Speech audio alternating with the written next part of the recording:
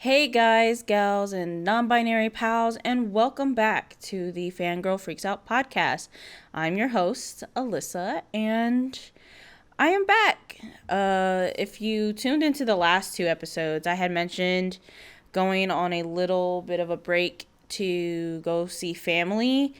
Granted, I did like pre-record episodes, so like there was no gap in episodes. So yeah. I did want to mention briefly because I was on Twitter and had seen that someone said that the my intro, which I is something that I've always said, but apparently I guess like is a phrase that Thomas Sanders came up with. I'm not 100% sure if that's accurate or not, and if it is, I completely did not know that. And so I just wanted to put it out there that I was not trying to take anything from anybody or claim it as my own. But I mean, I am going to continue to use that as my intro. I just wanted to acknowledge that, though, briefly. Also, in other news, the podcast is now available to listen to on Spotify and other platforms. You can find all that information on my Twitter, which if you're not following me, you should. Which my at is at Lyssa, Lyssa _white, like the color, WHITE. Follow me, and it's essentially the same. You'll find the same kind of content there that you find on this podcast. Just me rambling and ranting about things I am a fan of because I love to talk, if you couldn't tell from the podcast already. Anyway, so before we start with this week's episode, I do want to do a little recap of the last two episodes because since recording them, I have since come to like learn new information, so I kind of want to like address that real quick. So in regards to like episode 3, in which I talked about the entrance exam stuff, one, I didn't realize that the manga actually included, both the manga and the anime actually included the top 10 lists with the scores from the entrance exam, which I could have so used for that whole analysis or whatever that I was doing. I did mention, though, that Bakugo placed first in that episode, which he did. And I even said then, I was like, I'm not 100% sure. My memory might be wrong. But no, I was right. He placed first with 77 villain points and 0 rescue points, which I think I said something about. Like, I don't think he had any rescue points because he hadn't had his character development then. And then in second place was Kirishima, which I was both not surprised, but also surprised at the same time. And I feel like we don't talk about the fact that he placed second in the exams enough. Like the fandom, I don't hear ever really bring it up. So I'm shocked, honestly. I'm like, this is very much something we should recognize. But then it's weird too that he placed second and yet he doesn't do too well, or not do too well, but like he's not recognized as one of like the top strongest students or whatever. Like he's not seen up there on that level. He's only really ever seen as like Bakugo's best friend or like friend or whatever. And it's like he placed second in the entrance exam right after Bakugo. Why is that not talked about? Anyway, that was just something I found interesting. Ochako is third, which, yeah, that's like another thing. But her placement has more to do with her rescue points.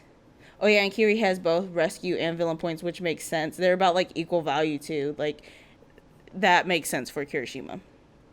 Ochako is third with mostly rescue points. And then there's Ida, who has like very minimal rescue points, which, well, Ida's sixth. Shiozaki and Kendo are like 4th and 5th, but like I was talking about class 1A in that episode. So if you do want to hear me talk about class 1B and like try to do as best of an analysis on how I think they did in the entrance exam there, then let me know, and I will, and I'll probably readdress this chart again. But yeah, so in 6 was Ida, which he had like 9 rescue points and then 52 villain points, which makes sense to me because we saw Ida run away from Ochako and Izuku when they were in trouble during the entrance exam. I can't speak. So that, like, it makes sense that he has like very little rescue points to me anyway. Like I can see him like maybe helping somebody stand up who fell over or something. Maybe. I don't know how the rescue points were like evaluated. But yeah, and then after him is Midoriya, which we know he got all rescue points and like 0 villain points. And then it's Tetsu, which again kind of makes sense. But I feel like this is the only time that Tetsu and Kirishima are kind of split, in the sense that like they didn't score equal, like the same, or like, because these two have a lot in, like, their quirks are essentially the same thing, and they also share a birthday, which I will be getting to a little bit later about birthdays in the show. And yeah, like these two are always, and then in the sports festival they like tied and then had to arm wrestle or whatever for the advancement. But yeah, like the fact that there's that big of a gap between Kirishima's placement and Tetsu's placement is like very telling, or just interesting to me. But anyway, like I said, I'll get to class 1B at a later time if that's something that people want. But in 9th place was Tokoyami, which again like is something that's not surprising but surprising at the same time, considering especially too in the sports festival Tokoyami placed so high up, which again like kind of just shows that like the entrance exam, the way it's set up, isn't necessarily really fit for all types of quirks, I guess. And that I can't remember if I said something about this because it's been a couple weeks, but I think I had said something about like not really knowing how well Tokoyami would have fared with the light, because I mean, we know that Dark Shadow can't really be out in the light, and obviously in the entrance exam their quirks aren't fully developed yet, so, or especially to where they are now. So I'm like curious as to how well Tokoyami, I can't speak today, I'm sorry, but how Tokoyami fared in the entrance exam, like just trying to deal with Dark Shadow. I mean, granted, he probably had good control over it because of the lighting, but being able to like properly use Dark Shadow to the full power, he has some rescue points, but there was mostly villain points. And then Awase placed 10th.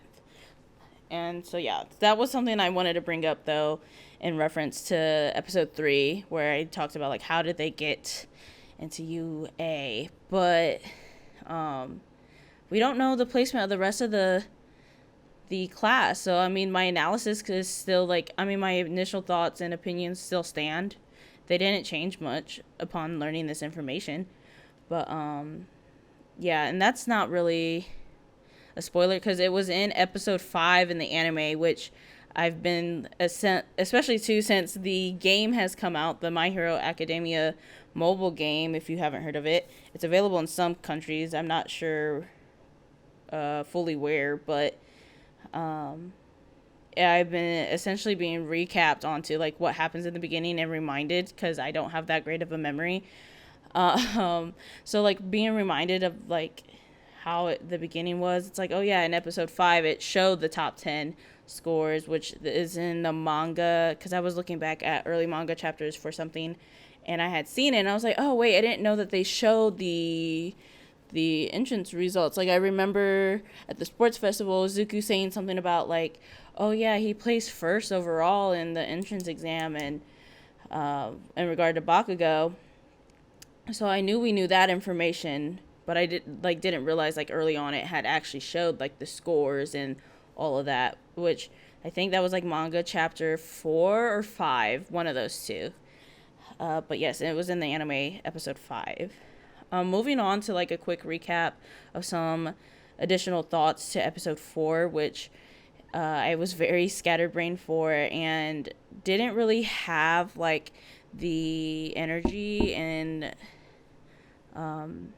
capabilities to like fully mentally process what I was trying to say during that episode, even though like I typically, the first couple of episodes 1 and 2, I don't think I really wrote out my thought process and just kind of like turned on my recording system and started talking. But I tried to like write out my thoughts for this episode and the past 2 episodes to kind of like have a little bit more structure. And during the planning for episode 4, I couldn't really get out all of my thoughts at the time. So he's English. I'm so sorry. Here are some additional thoughts though that I had for that episode. So I, again, on Twitter, because I follow the My Hero Academia topic, and so I get to see like a lot of the tweets that people will have tweet out about the show. Someone had said something about like imagining a quirkless Deku in the hero society being like plausible is like it doesn't work, and saying that it's not possible for him to be a hero without a quirk because it's like he wouldn't have any protection or wouldn't be safe or whatnot without a quirk. Like he doesn't have a quirk to defend himself. And to me, it's just like, I mean, there are pro heroes who don't have quirks that like that could protect them either in certain situations. I think like the scenarios that the person brought up, and I don't remember who tweeted this, so I apologize for that, but they had said something like, what are they going to do? Just give Deku a gun and say, yep, go be a hero? And it's like, I mean, no, in that case, it's just he's acting as like a police officer almost. But like in this scenario of like a villain having a gun quirk or something along those lines where a weapon is involved, it's like not all, or just if the villain themselves were to have a gun or like some sort of weapon, like not all heroes are able to protect themselves against that. Like not all heroes have armor. And like in that episode, I kept referring to Aizawa, which I'm going to go back to here as well. Like Aizawa can only cancel out quirks unless the weapon or gun or whatever is part of their quirk and he can erase it. Like he, again, is essentially fighting. Like he fights quirkless. Like his quirk is only to get rid of other people's quirks, and then once their quirk's gone, they're now fighting quirkless against him. So now they're both just fighting like normal people. So I'm like, I don't see how Izuku couldn't possibly do that too with proper training, you know? So that's why I'm like, I would love to see a quirkless Deku, because even in the beginning too of like the slime sludge villain or whatever you want to call it, like all these heroes with quirks couldn't do anything. They couldn't do anything in that situation. I mean, granted, neither could Deku, but he still ran in and helped. So it's like it to me, it just, I don't feel like it matters. But society, the hero society, put such an emphasis on the quirks, which I will again get into like a little bit later. But yeah, so, or I guess now, because I'm sorry, I'm like looking at my notes, but no, because I would have loved to have an alternate universe, I guess, which I know people create like stories where it's like, imagine if Izuku was quirkless or whatever, like those alternate, like a quirkless Deku alternate universe. But it's like, if that was how it was originally written, granted the My Hero story, like I said, would not have been the same, but it would have allowed for a lot more like critique and criticism of the hero society that we see in the universe, in the My Hero universe. And I mean, granted, even now we could still critique and criticize the hero like society and like the expectations, and just how, like, if you really look at it, it's not the best. And that's honestly a whole podcast episode in itself. So, I mean, if y'all are interested in getting into it about the Hero Society and, like, the flaws of it, then we could totally talk about that. Or I could talk about it, I guess. And I would be so down for that because I have a lot of thoughts. But no, like, having Izuku be quirkless and trying to be a hero would allow for, like, way more critiques than we are allowed to do now, because it's like he's still fulfilling his, like, able to fulfill his dream to become a hero, but, like, they still made it to where, Horikoshi made it to where he has a quirk to do it. Like, he still had to have a quirk, which, like, is cute and all, and I'm not dogging Horikoshi. Like, literally, this episode, the plan for this episode is to show my appreciation for that man, because I adore this series and all the work and thought he put into it. But I'm just trying to say, like, it could have been a lot different. But Horikoshi still doesn't shy away from criticizing or showing some sort of criticism towards the Hero Society that they live in. But yeah, so that was just a quick little, I say quick, it's been like 15 minutes, but that was essentially a quick little recap of some additional thoughts and opinions I had to add to the first episodes 3 and 4. But now onto this week's topic: Horikoshi Appreciation. That is what I want to talk about this week. And with that being said, I am going to give a spoiler warning now for manga spoilers, because I cannot go into full detail of why I love this series and the amazing work that is of Kohei Horikoshi without going into full detail of all the information that I have, which this entire, like, appreciation podcast episode is based off of my knowledge and my interpretation of the show. So I just want to put that out there as well. But yes, this will contain manga spoilers up to, like, chapter 311, because that's the latest. No, 313, because that's the latest that's been released, and that's what I've read. So yeah.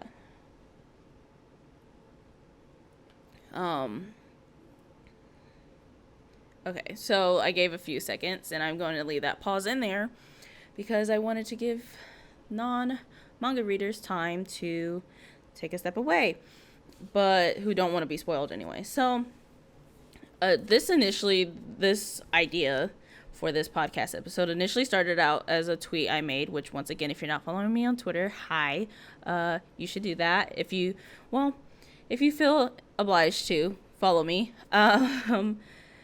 At Lissa_White.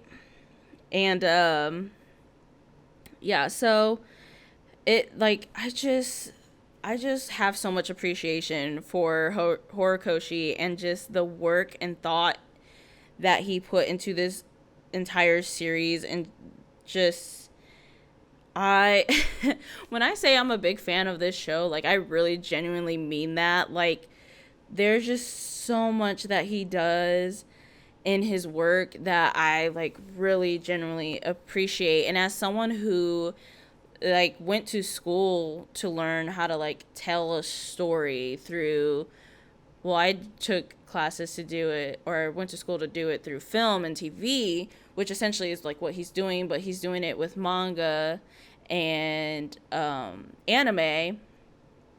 Like, it's a similar process. And, like, for a good story, you have to really be invested in it and, like, really do your work and your research and just put a lot of effort into it, which he does. And I really genuinely appreciate that.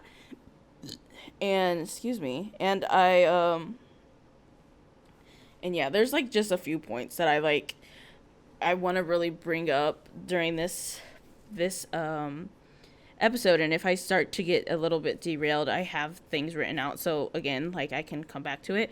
But, like, one of the biggest things that I really admire about Horikoshi's like dedication and just work that he's put into the series is the attention to detail that he has. Like, every character has a birthday. Like, every character, including, I think, in one of the movies, I think it's Two Heroes. Like, there's a side character who, like, you see for a brief moment and you don't even know her name.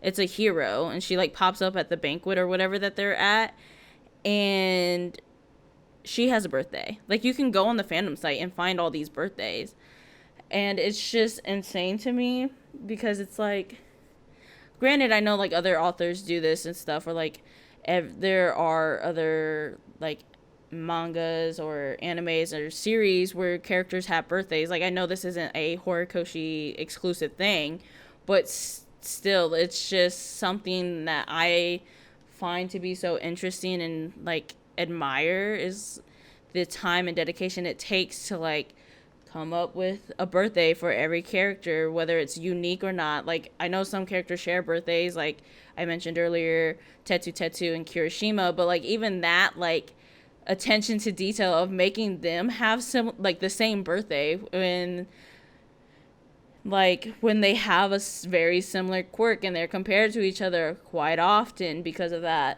It's like, what better thing to do than to also make them born on the same day? Like, I don't know, that detail to me is, like, so funny, and also tells a story of its own in a way. Like, it hints at the fact that these two are supposed to be, like, very much alike. And yet one's in class 1A and the other's in class 1B. And then two, Mirio and Deku share a birthday, which I feel like, again, is very telling and a lot of attention to detail on Horikoshi's part, because not only do these two work together, but they were both, well, granted, Deku is the successor of All Might, but Mirio was, like, a runner-up. Like, he was going to be the one considered to be All Might's successor had he not met Deku. And, like, so the fact that they also share a birthday and, like, have similar, like, ways of thinking or personalities when it comes to being a hero, like, I just, again, like, just that attention to the detail when it comes to not only, like, giving every character a birthday, but also, like, how these birthdays can symbolize and symbolize and tell a story of their own, or tell some elements of the story that, like, some people may pick up on and some people may not. And that's also, too, a risk that you have to take as a writer, is, like, are people going to understand what I'm trying to do here? Like, are they going to pick up on it or whatnot? So that's again, another thing, like, I really appreciate.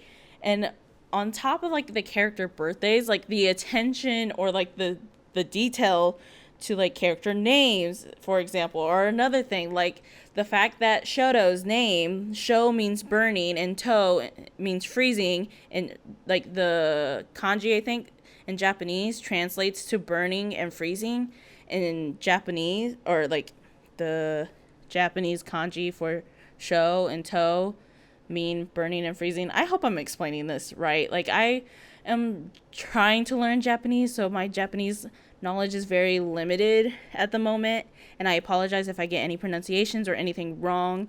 Like, I am not trying to offend anybody. But going back to Shoto's name, though, it's like the fact that his first name is, like, burning and freezing when he has a fire and ice quirk is, like, like, unless you know what, I mean, the kanji mean or translate to, like, this isn't something that you would recognize or notice, but, like, still, that attention to that, like, yes, let's have this character who has half and half as a quirk, like, let's make his name literally mean burning and freezing, half and half, essentially, like, half one of his quirks and half the other half, you know? And speaking of, like, Shoto, like, the Todoroki siblings in general, I don't know what Toya's name means, because I haven't really looked into that one, but recently I actually just learned that Natsu means summer, and Fuyu I think that's pronunciation. I am, again, sorry if I pronounce anything wrong, but Fuyu means winter. So Fuyumi, her name translates to winter beauty, which I'm like, that's really cute considering that, like, that's their first and only daughter, the Todorokis, but also too, like, she has an ice quirk. So, and only an ice quirk, and ice and snow and all that are typically correlated with winter. So, like, Fuyumi's name meaning winter, and then, like, beauty, because, like, typically that's what I feel like a lot of people try to get their daughters to be named around, is like beauty, grace, stuff like that. So like it's very fitting that her name is like has winter in it with a nice quirk. Now Natsuo's I find interesting because Natsu meaning summer, but he also has a nice quirk. It's like those two don't line up, but I find it also like interesting because summer is known to be like the opposite of winter, and Natsuo was born after Fuyumi, so like it makes sense to make, oh, we have winter, like here's summer. I also don't remember their birthdays, otherwise I would have like looked into that even a bit more. Actually, as I continue to talk, I'll look it up. But yeah, so like Natsu is summer, and the O in Natsuo's name essentially just makes it masculine, from my understanding of like how the name translates. So yeah, I'm just like I just find that so interesting. So Natsuo's birthday is actually in the summer. His birthday is July 1st. And Fuyumi's birthday is in winter. See, that's crazy. Because, okay, I just made this discovery while recording it. So that's even more fitting. So Fuyumi's name, meaning winter beauty, like, one, she has an ice quirk, winter. Got it. But also, too, she was born, their beautiful daughter was born in the winter. And then Natsuo, their son, was born in the summer. See that and then that ties back into the birthdays. See, these details, I'm telling you, like, Horikoshi really put a lot of thought into like the small things, and I admire and appreciate that so much. As someone who's like very detailed oriented too, like these kind of things just they fascinate me. Like, I admire them so much, and I know if only this had a video aspect.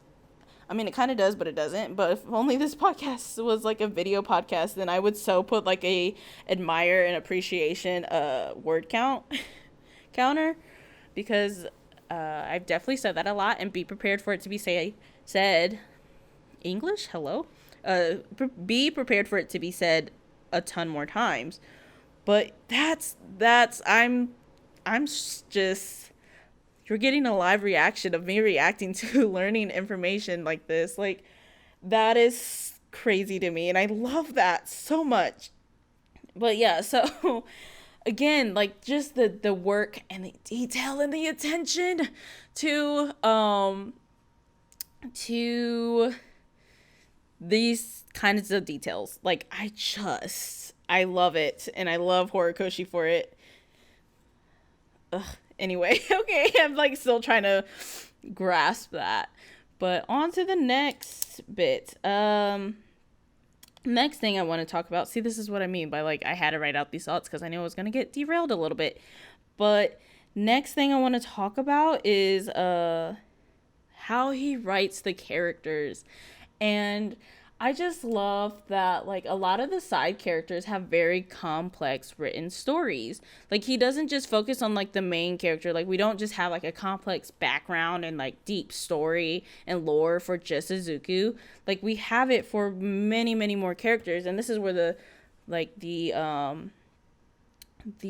manga spoilers warning is going to come into effect, really, because two of the main characters that I want to kind of talk about in regards to like being side characters but having these deep stories, and then like what they can represent, and like the story that it tells within itself, is Hawks and Dabi. So starting with Hawks, like we know that this young man, he is 22, 23, I think, currently in the manga, but he literally from a young age grew up in a household with a criminal for a dad, or a villain, I guess, because criminals and villains are go hand in hand, I guess, in this universe. But his dad was a criminal, and his mom was kind of like not really there fully for him, or like didn't really care. He essentially grew up in an abusive household, similar to Dobby.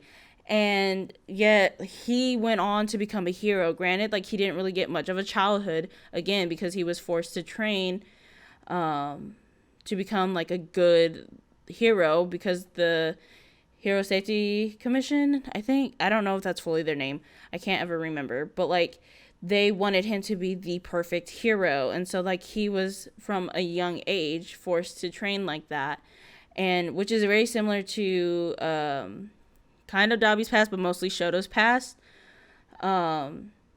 which we'll get into those two as well. And yet he's just complex in general, because we see that with him going undercover as a double agent, but like he was trained to do stuff like that, and he's just like deeply written, and just goes to show how much like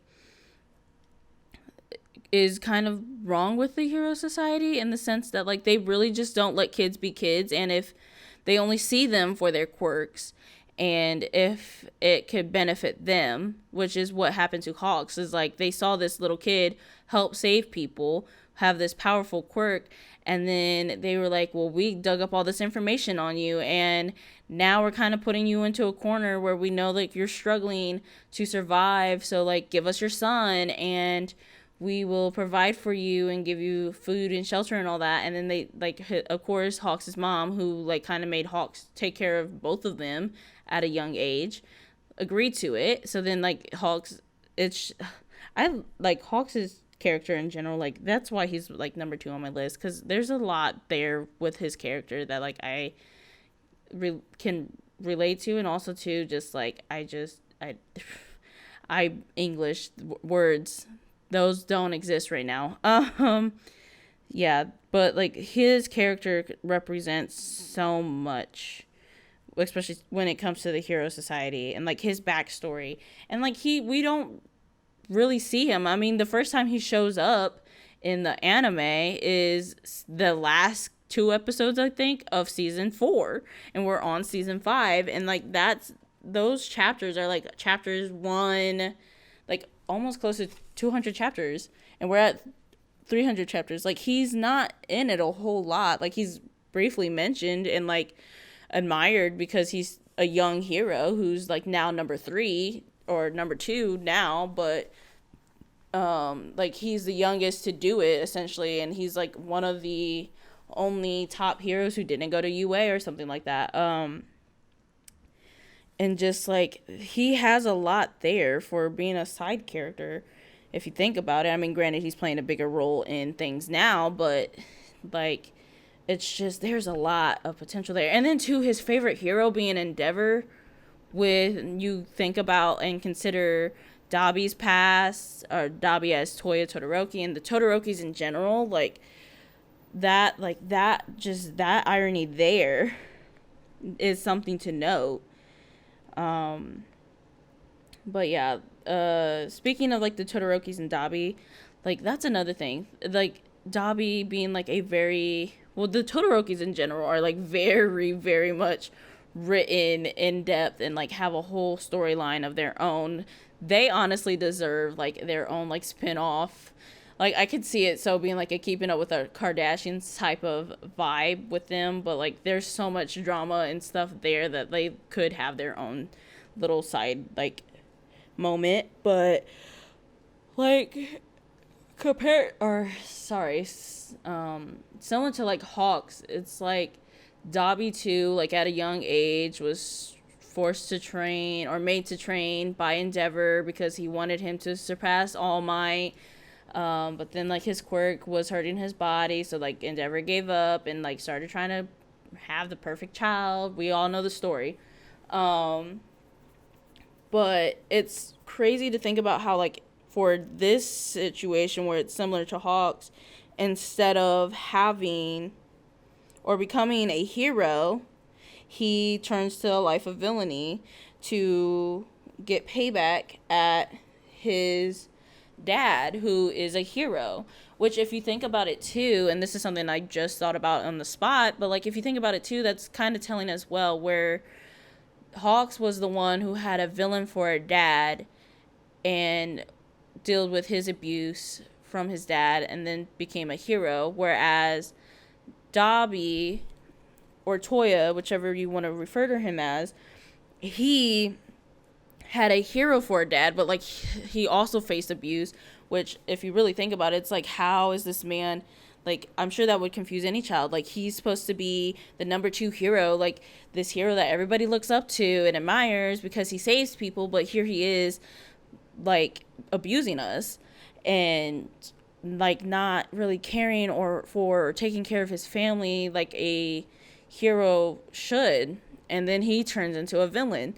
So like their lives are very paralleled in a way that I kind of admire. I feel like this turned into more of me analyzing the show, and I'm like, I promise I'm still like just showing appreciation for Horikoshi's like attention to detail in his writing. Like, this is me appreciating his writing of side characters and stories, like just the story in general, because like this much thought and planning, like I can only imagine how much time he had to like really put a lot of in-depth thought into this and make sure like it was, you know, like I don't know, because I don't fully know how the publication process goes for mangas and stuff like that, but like he turns out a new chapter every week and I can't help but like admire that. I wonder if he's a plotter or a go with the flow type of writer, because there are different types of writing when it comes to storytelling. But yeah, it's just, I don't know, like there's just a lot. Like I said, a lot of this is my interpretation of like things, but like, and then too, when you consider just Dabi and Shoto alone, like within the family, like stay within the Todoroki family, like that dynamic between Hawks and Dabi is there too with Dabi and Shoto, because again, like Hawks, Shoto was made to train at a very young age and like face abuse from his dad, and yet he still went on to go become a hero, whereas his brother, who dealt with similar things, but granted he was allowed to later be treated as a kid, but at the same time was told like he didn't meet his expectations and he should just give up because he couldn't never do it. And it's like the way Endeavor went about that whole situation was so wrong, but that's not what we're here to talk about. But yeah, just like the way that their characters like are their brothers and they've experienced the same thing, and yet one again went to go off to be a villain and one still went and is training to be a hero like his dad, but he also doesn't want to be anything like his dad, which he's not anything like his dad from what we've seen so far. But yeah, and then and then like the villains in general, like I very much admire the fact that like Horikoshi didn't write these villains to be like, oh, we just came to mess stuff up because we're bored, why not? Like, you know, like like each villain has, along with Dabi, has like a more complex written background. They have a story to them where it gives them motivation and reason for wanting to bring down the hero society.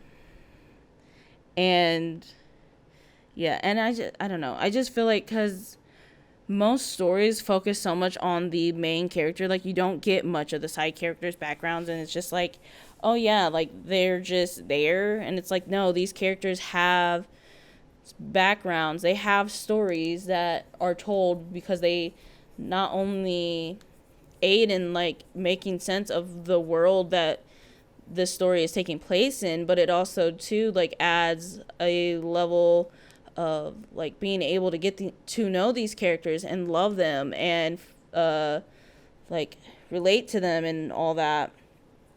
And like yeah, and the last thing about his writing that I want to talk about in what's the word I'm looking for? Like, bringing the two topics together. Not only is his like his complex writing of the side characters and the details he puts into that, but like also too like the way he is also able to work it in so subtly, like the information about these characters and like their growth or whatever, but also too like not so subtly, like is with Bakugo. Like granted, yes, Bakugo is like part of the main storyline because he's the childhood friend of Izuku Midoriya, who is the main protagonist character of this show and series. But at the same time, like as much as Bakugo would hate to be called this, he is an extra, he is a side character, he is like just part of this story, of the main character's story, someone who is just in that storyline. Granted, he does play a bigger role compared to all the other side characters in this storyline, but he still isn't like the main character, so he counts as like a side character. But like the way he is written too, like his relationship and dynamic with Deku like is very much like something to really like look at and like dissect and just admire within itself, how well those two balance each other out. And like that's again a whole nother topic on its own. But like yeah, just the way he writes Bakugo, and like especially to his character development, the way he writes his character development, like the first time we see it, well, like people who watch just the anime just now seen it with the most recent episode of season 5, where we see Bakugo's group go in for the class 1A versus class 1B trials. And like he so subtly was like, or the lines of like, if you're in danger, I'll save you, but if I'm in danger, like save me, or I forget what the exact lines are, but like that moment in itself, like as small as it is, or it seems anyway, like that has so much more deeper meaning, and like you can interpret that so much deeper than the point of, oh yeah, like that makes sense, he's showing teamwork or whatever. But it's like if you consider his character as a whole, like it means so much more than just like, oh yeah, he's finally like accepting teamwork or whatever, or like he's doing what he's supposed to be doing. It's like, no, he legit says, if I'm in danger, save me. And knowing his character, where he hates to be made to feel weak, or he thinks he can do everything by himself, and he doesn't like to accept help from others, and especially too, he doesn't like to be saved, but he chooses to say like, if I'm in danger, save me. Like that just shows how much he is starting to grow as a character. And it's so like it's very much one of those show don't tell type of moments, which those showing and not telling when it comes to writing is such a hard thing. And I'm saying that from experience, because I love to tell and not show. But like this is a good example of show and not tell, because he's showing us that Bakugo has grown as a character in a way that doesn't directly tell us like, oh yeah, granted, like Monoma does make a comment like, what, he's had character development, like yes, that is a direct telling of like Bakugo, this is a moment of character development for Bakugo, like pay attention. But like the showing aspect of him saying that line goes way deeper than just like, oh, some basic character development. Like it's way, like he's willing to admit that yes, sometimes he needs help, sometimes he needs saving, and he's now okay saying that. Granted, he still doesn't like to be made to feel completely weak, but he will acknowledge that he does at times need saving, especially after the whole Camino incident, like knowing how he felt about that, and like having like the extras come in and save him. Like he wasn't very too like happy about it, but like in this moment he was like, if I'm in danger, save me. I mean, if you're in danger, I'll save you, like a hero does. Like that makes sense. But yeah, I don't know, like Bakugo's character just in general is like one that I had a very complex like sort of like just at first I really didn't like his character, but then like that moment in the manga, because I read the manga first, like those bits in the manga before they came out in the anime, but like that moment was the moment that I really recognized and realized just how much he is growing and changing as a person, but also staying true to his personality. And that's another thing, is the way that Horikoshi is able to show that characters and people can grow and change and have character development, but still stay true to who they are at the same time. And that's true to life. And like the way he's able to write that into the show is like very admirable as well. So I really much appreciate that. And yeah, so just the way that he, like, I was able to finally recognize, like, oh my god, like, no, he isn't just this annoying loudmouth who's always just angry all the time, who thinks he can do everything by himself because he's the best or whatever. Like, he can still acknowledge that, like, he's good at what he does, and simultaneously recognize that, yeah, sometimes I need help. And that moment meant a lot to me, and I know it meant a lot to other people. So yeah, and like, just the way Horikoshi is able to write these characters is something I can only ever dream of being able to do, especially since I am, like, that's just something I want to do, is like, I went to school for. It's not animation or like that, but just tell stories through like visual aspects or whatever. But yeah, like, I just Horikoshi, you really truly, if he ever were to hear this, you really truly changed my life with this show, and I'm so sad that I didn't find it sooner, but like, I could not be happier with the timing in which it entered my life.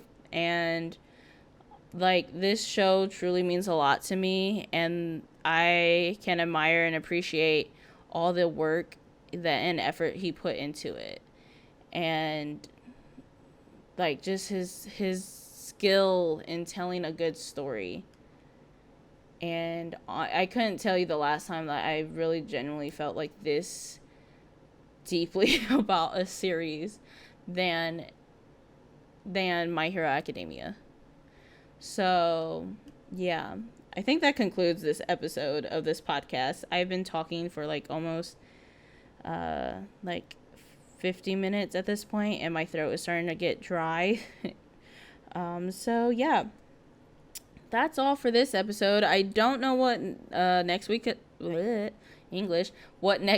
episode will be about. I will try to keep up this weekly schedule that I got going on. So look forward to that. But yeah, so I don't know what else to say. Check this podcast out on Spotify, YouTube, and all the other places, which you can find on my Twitter account, which is at Lissa, Lyssa. It's like my name, Alyssa, but without the A, because the at is supposed to represent the A. But yeah, so at Lyssa_white. Follow me on there. And if you're watching this on YouTube, subscribe to my channel so you don't miss an episode of the podcast, or follow it on Spotify so you don't miss an episode there either. And yeah. So until next time, y'all, peace.